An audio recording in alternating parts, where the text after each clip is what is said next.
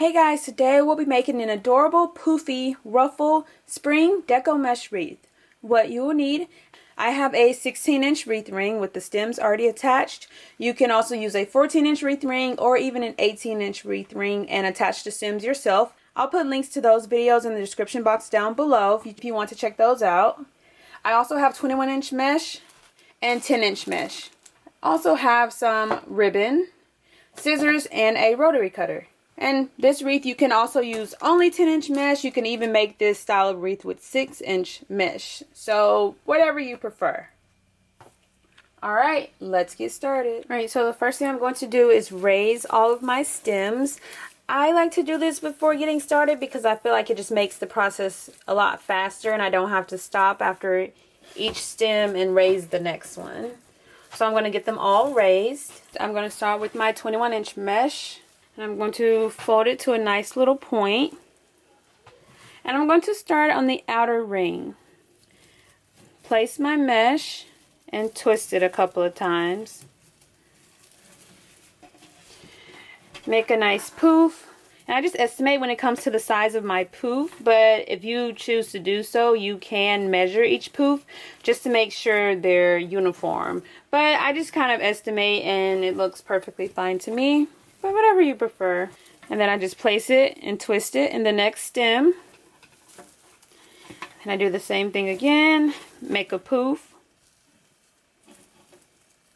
Place my mesh and twist it a couple of times.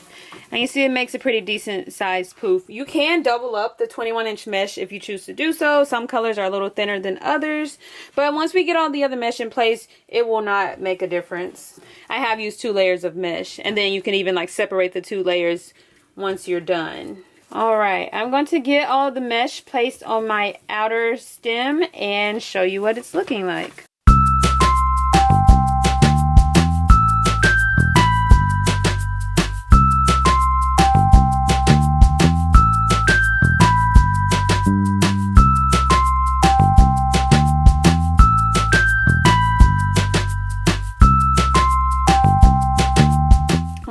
And I'm coming back to my starting point. I'm going to make one more poof, untwist my stem, place my mesh, and twist it back. And then you can continue on the inner ring, or you can cut the mesh and start over on the inner ring.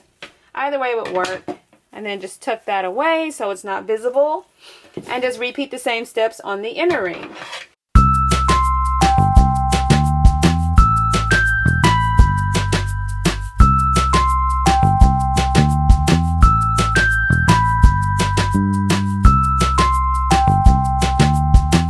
Making my wreath really poofy, especially with the 21-inch mesh, but you can make your poof smaller if that's your preference, or even larger. And then just like on the outer ring, I'm coming back around to my starting point. I'm just going to untwist my stem, place my mesh, and then twist it back in place. Alright, so I have the base of my wreath completed.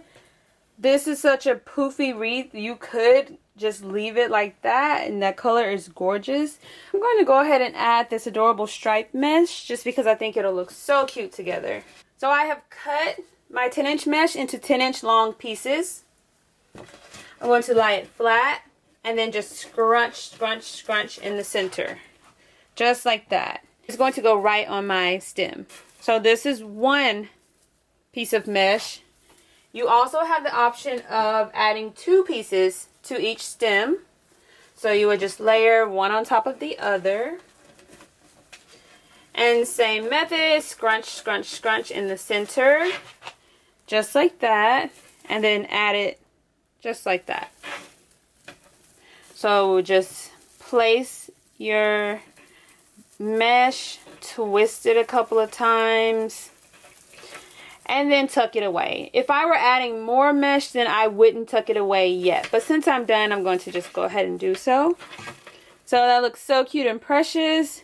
I went with 2 layers. You can go with a single layer, or you can even alternate single, double, whatever you prefer.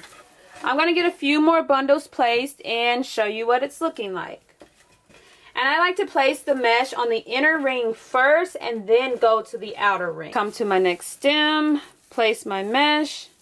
Alright, I'm going to finish with the inner ring and show you what it's looking like.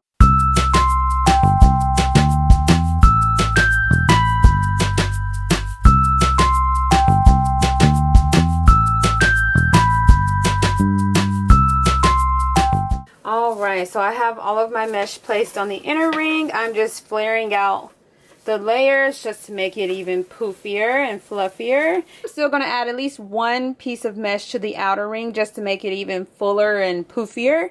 But you can definitely leave it like this and it would be so cute and adorable already. So I'm getting ready to put mesh on the outer ring.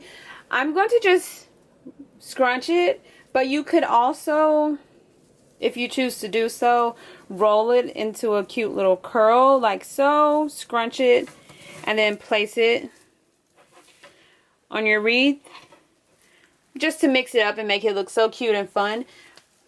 I've done it both ways, but like I said, I think I'm going to stick with ruffles all the way around.